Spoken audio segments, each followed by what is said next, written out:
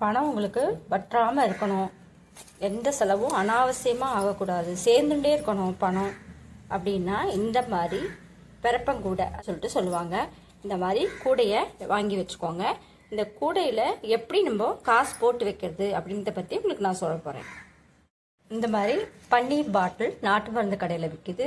பஞ்சகவ்ய பன்னீர். இதில் ஜவ்வாது, அத்தர், கோமியம், அப்புறம் எல்லா நறுமண பூக்களும் அதில் கலந்துருக்கு.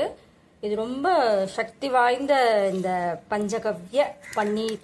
இது எல்லாத்துக்கும் நம்ம தெளிக்கலாம், வாசலில் தெளிக்கலாம், இந்த கூடையிலையும் நம்ம தெளிச்சுக்கலாம்.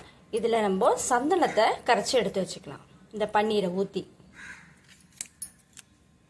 கிணத்துல சந்தனம் எடுத்து வச்சுருக்கோம்.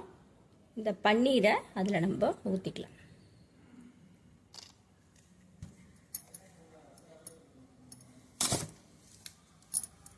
நல்லா கரைச்சி எடுத்துட்டு இந்த கூடைக்கு பொட்டு வச்சுக்கலாம்.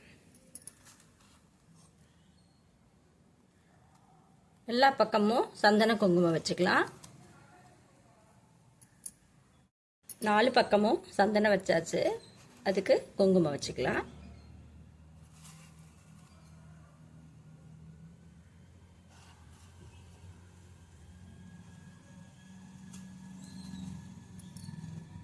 பக்கமும் சந்தனம் குங்குமம் 4 பக்கமும் விட்டு வச்சுட்டாச்சு. பிறகு இந்த மாதிரி சிகப்பு துணி எடுத்துக்கோங்க.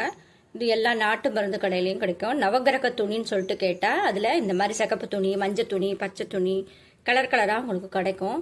அந்த மாதிரி வாங்கி இந்த கூடை மேலே கூடைக்குள்ளே இது இப்படி நுழையிற மாதிரி வச்சு நல்லா மடித்து வச்சுக்கோங்க. இந்த மாதிரி இருக்கணும். உள்ளுக்குள்ளே இந்த சிகப்பு கலர் தெரியணும். இந்த மாதிரி கூடையை ரெடி பண்ணி வச்சுக்கோங்க. இந்த சிகப்பு கலர் நல்லா தெரியறதா? இந்த சிகப்பு கலர் துணி போட்டு அது மேலே நீங்கள் காசு போட்டிங்கன்னா காசு உங்களுக்கு வத்தாது, வந்துட்டே இருக்கும். இது மேலே இந்த பஞ்சகவ்ய பன்னீர் இருக்கு இல்லையா, இதை நம்ம தெளிச்சுக்கலாம். சும்மா லைட்டாக தெளிச்சுட்டா போகிறோம். அது வாசனை அப்படி இருக்கும். கூட உள்ள நம்ம இந்த சிகப்பு துணி மேலே என்னென்ன பொருள்லாம் போடலாம் அப்படிங்கிறத பற்றி சொல்கிறேன். 2 இந்த மாதிரி விரலி மஞ்சள், நல்லா நீட்டாக இருக்கும் பாருங்கள். உருண்டை மஞ்சள் கிடையாது, விரலி மஞ்சள். அதை 2 போட்டுக்கோங்க. அப்புறம் வெட்டி வேர் இந்த மாதிரி எடுத்து வச்சுக்கோங்க. அதையும் இதில் போட்டுக்கோங்க. அதுக்கப்புறம் வசம்பு, இந்த மாதிரி சுட்ட வசம்பு. நல்லா விளக்கில் சுட்டுட்டேன்னா இந்த மாதிரி கருப்பாக இருக்கும். இது கொஞ்சம் வாசனை ஜாஸ்தியாக இருக்கும். சுட்டிங்கன்னா பச்சையாக அப்படியே போட்டால் வாசனை இருக்காது. அதனால் இதையும் அதில் போட்டுக்கோங்க. அப்புறம் கிராம்பு, ஒரு 4 கிராம்பு போட்டுருக்கேன். இதையும் போட்டுக்கோங்க. அதுக்கப்புறம் கொஞ்சமாக ஏலக்காய் தூள். ஏலக்காய் இருந்தால், முழு ஏலக்காய் இருந்தால் நீங்கள் ஏலக்காய் போட்டுக்கலாம். எங்கிட்ட தூள் இருக்கிறதால நான் தூள் இதில் போட்டுருக்கேன். அதுக்கப்புறம் பச்சை கற்பூரம் எல்லாரும் எல்லாத்துக்கும் போடுறது. இதில் இன்னும் போட்டிங்கன்னா எவ்வளோ நல்லாயிருக்கும்.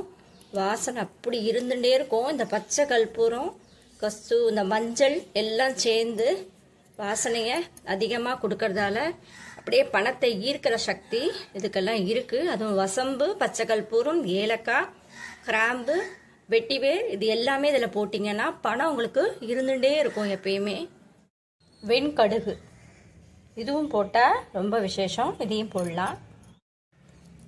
காசு, உங்கள்கிட்ட சில்லற காசு எவ்வளோ இருக்கோ அதையும் இதில் போட்டுக்கோங்க. காசு போட்டுட்டோமா, அதுக்கப்புறம் காசு உங்ககிட்ட என்ன காசு இருக்கோ, 10 ரூபாய், 20 ரூபாய், 50 ரூபாய் எது இருக்கோ இந்த காசை நீங்கள் இதில் போட்டு வைக்கலாம். என்கிட்ட இப்போதைக்கு இந்த காசு இருக்கிறதால இந்த காசை நான் போட்டு வைக்கிறேன். இதை நீங்கள் போட போட உங்களுக்கு பணம் வந்துட்டே இருக்கும்.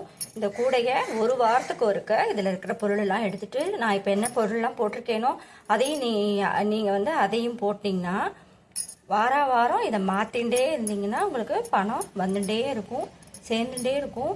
இந்த கூடையில் பணம் மட்டும்தான் போடணுன்னு கிடையாது. உப்பு, புளி, வெல்லம் அதெல்லாம் கூட நீங்கள் இதில் போட்டு வச்சுக்கலாம். இந்த மாதிரி உங்களுக்கு கூடை கிடச்சிதுன்னா அதில் நீங்கள் மளிகை சாமான் கூட வைக்கலாம். அவ்வளோ உங்களுக்கு வந்துட்டே இருக்கும். இந்த பணம் நீங்கள் உங்களுக்கு சேர இந்த வைப்ரேஷன் ஏற கிராம்பு, ஏலக்காய், பச்சை கற்பூரம் எல்லாம் போட்டுக்கிறதால இது எல்லாத்துக்குமே பணத்தை ஈர்க்கிற சக்தி அதிகம் இருக்குது. பணம் உங்களுக்கு வந்துட்டே இருக்கும், குறையவே குறையாது. நீங்கள் இந்த மாதிரி கூடையை வாங்கி வச்சு பாருங்கள். கூடையை திறந்து தான் வைக்கணும், மூடி வைக்கக்கூடாது. சுவாமிகிட்ட வைங்க. டெய்லி உங்களுக்கு கற்பூர ஆரத்தி சுவாமிக்கு காமிக்கும் போது இந்த கூடைக்கும் கொஞ்சம் காமிச்சு எடுத்து வச்சுக்கோங்க. அவ்வளோ நல்லது. இது நான் செஞ்சு எனக்கு பணம் வந்துட்டே இருக்கிறதால இதை உங்களுக்கு நான் சொல்கிறேன். இதை நீங்கள் கண்டிப்பாக செஞ்சு பாருங்கள்.